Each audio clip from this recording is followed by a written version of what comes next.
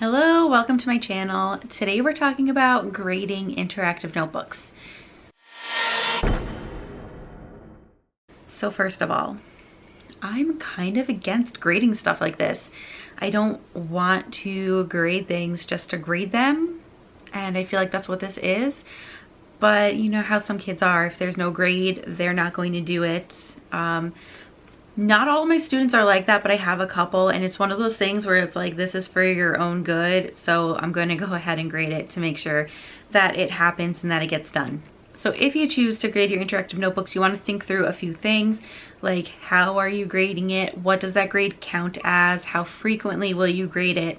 So for me, I try to make grading this as easy as possible. First of all, I have a rubric. So the rubric I have, I'll print it out on some kind of like bright colored piece of paper, and I have students glue it into the back of their notebooks.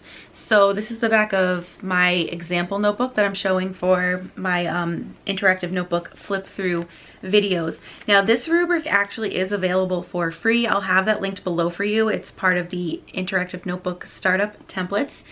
But I have it broken down into 10 units. So I guarantee that I'll get through the first 2 units in the first quarter, 3 units in the second quarter, 3 in the third, and then 2 more in the fourth. And it may or may not work out that way exactly.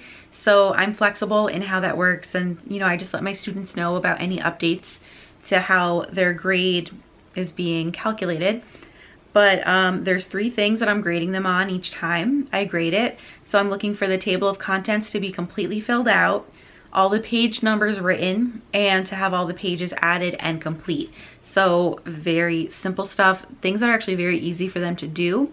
And then the rubric, like the scale, I put up here. So 4 is perfect, that's the highest they can get. 3 needs a little work, 2 needs some work, 1 needs a lot of work. And that's just like a really simple way to put it. Normally I don't really like rubrics like that. I talk a lot about using a single point rubric. That's like a whole separate topic for another day, but not my favorite way to do rubrics, but you know what, it works, so I'm not changing anything. So each unit that they complete, they can get up to 12 points. And then I put the first quarter notebook grade would be out of 24 points total. And then I put whatever percentage they get on that. So I am grading their notebooks once every unit. What I have my students do is when they come in to take a test, they turn their notebooks into the bin that they would hold their notebooks in if they didn't want to take them home.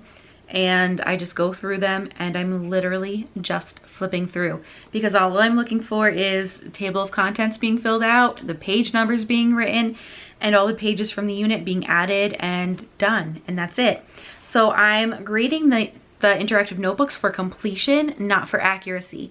Because the thing is, these are notes. They don't need to be perfect, but also we're doing them together in class. So they have all of the correct answers anyway by the end of class. So the expectation is that as we're doing notes, they are correcting their work. So it should all be done and in there and complete before I go to grade it.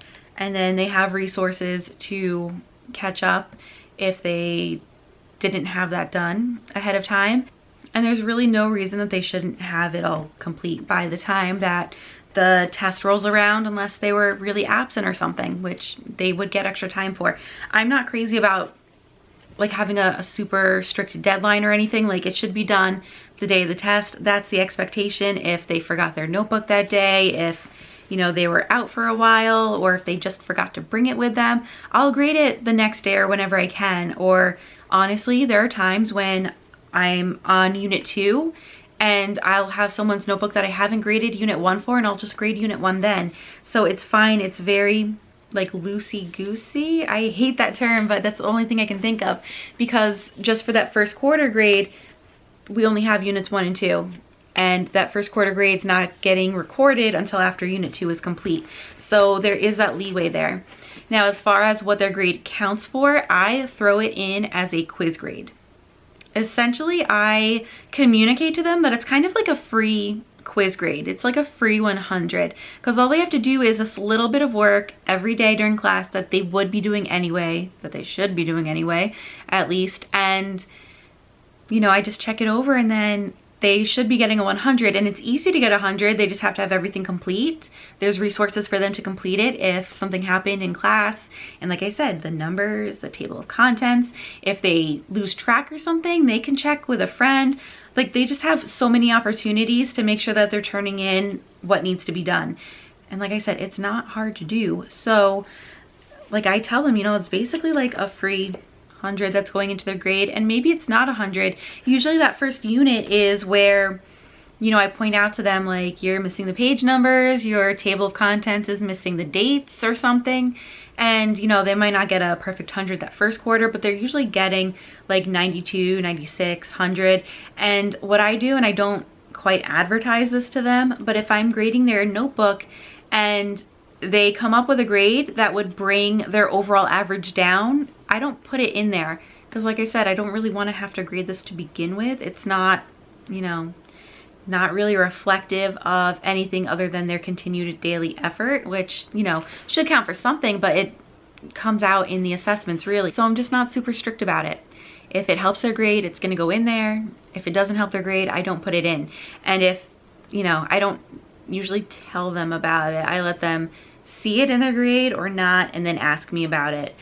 So to recap, I use a rubric. I am grading very basic things, the table of contents, the page numbers, that everything's been completely filled in and glued in where it's supposed to be. I'm not strict about the grade at all. If it would bring their grade down, I don't put it into the grade book, and I use it as a quiz grade. So it's like an extra quiz grade per quarter. And I just tell them it's like a free 100, and I haven't had any issues with this. Sometimes there are students that just don't get it in to be graded, and then they just don't get a, you know, the free 100, and it doesn't hurt anyone. Ultimately, I wanted to make it so that the way that I grade the interactive notebook is easy on me and doesn't hurt my students, because it's likely that you may have a student or two that just doesn't really do well with the interactive notebook. It's not for everyone. So I kind of just let it go. I tell them, you know, that they still have to hold on to their notes, but I'm not going through their things to grade them. If they really wanted me to, and they, you know, wanted to show me that they had all their notes, I would just go ahead and give it to them, but I haven't had that happen. So that is in a nutshell everything I do in terms of grading interactive notebooks. If you have any questions, please don't hesitate to leave a comment. And as always, thanks for watching.